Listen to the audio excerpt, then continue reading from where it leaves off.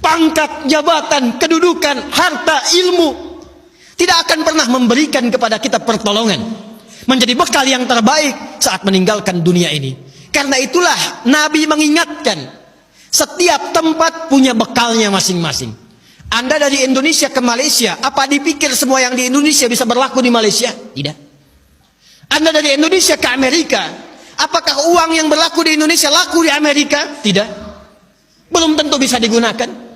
Mas sekarang kita dari dunia akan berpindah ke alam selain dunia. Apakah akan menggunakan bekal dunia? Kata Allah, tidak.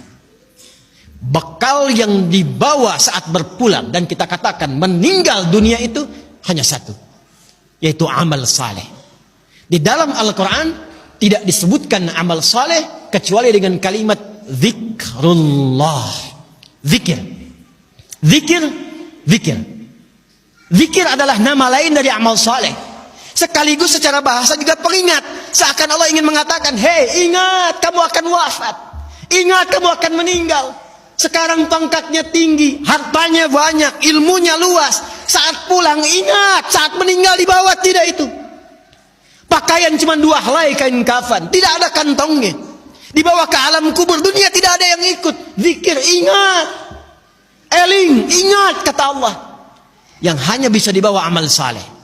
Karena itulah ketika Allah meminta kita menunaikan amal saleh, semua amalnya disebut dengan zikir. Bukankah kita diperintahkan menunaikan salat? Salat dalam Al-Quran disebut dengan zikir. Quran surah ke-20 Taha di ayat ke-14. Innani anallahu la ilaha illa ana fa'budni wa aqimis salata li dzikri. Baca Quran, Quran disebut dengan zikir.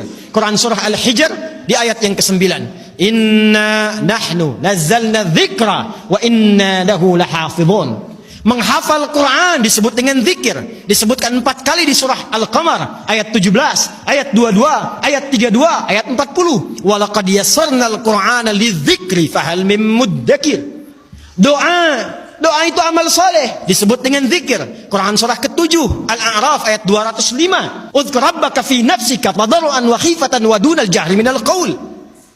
Anda setelah salat mengucapkan subhanallah, alhamdulillah, Allahu akbar, itu zikir.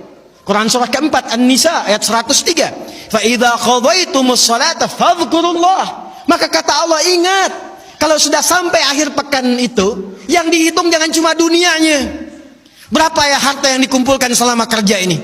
Di pasar berapa keuntungan yang diraih? Di kantor berapa omset yang didapatkan? Berapa pangkat yang sudah diletakkan di pundak itu? Berapa ilmu yang sudah diraih? Kata Allah, ingat, saat meninggal apa bekal zikir yang telah kamu siapkan? Bahkan jangan-jangan sampai sekarang pun, puluhan tahun kita hidup, untuk sholat pun belum mampu mengenal, mengetahui, memahami apa yang kita baca dalam sholat kita. Bahkan diberikan usia yang banyak pun, jangankan menghafal Quran, untuk baca pun masih belum punya waktu. Hadirin, anak-anak sekarang, kami katakan kepada Anda, saya membimbing anak-anak penghafal Quran. Ada yang matanya tak mampu melihat. Ada yang otaknya lumpuh. Usia 3 tahun, 4 tahun, menghafal Quran. Sampai hafal 30 juz. Dan ketika kami tanyakan kepada mereka, kenapa Anda menghafal Quran? Mereka katakan, untuk menjadi bekal ketika berjumpa dengan Allah subhanahu wa ta'ala. Ada seorang anak matanya buta. Orang katakan buta, kami katakan ditutup matanya oleh Allah supaya tidak memandang maksiat. Dia menghafal Quran, bapaknya menggendong, menaikkan ke motor, diantarkan ke penghafal Quran sampai selesai hafalan Qurannya. Ketika dia pulang ditanya, kalau kami ingin berikan hadiah, apa yang kau harapkan? Kata beliau, saya hanya ingin doa saja,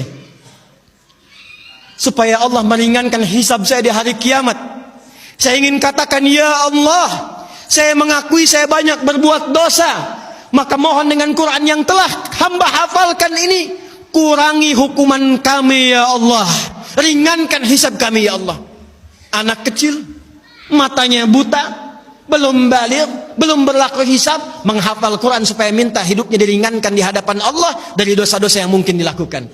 Anda diberikan 40 tahun, 50 tahun, 60 tahun, kalau sampai detik ini mengharapkan surga Firdaus, tapi belum serius mencari bekal, maka dengan cara apa lagi dan berapa lama lagi Allah memberikan kesempatan kita untuk mendekat kepadanya? Karena itu insan beriman, bangun kekuatan, bangun silaturahim, jauhi sifat terpecah belah, jauhi polarisasi, satukan cinta di antara kita. Setelah itu tingkatkan ibadah kita, niatkan setiap pekerjaan kita untuk mendapatkan ridha Allah Subhanahu wa taala, dan setiap tempat yang kita pijak, pakaian yang kita kenakan, kelak semua akan bersaksi di hadapan Allah. Itulah ikhtiar dan ibadah kita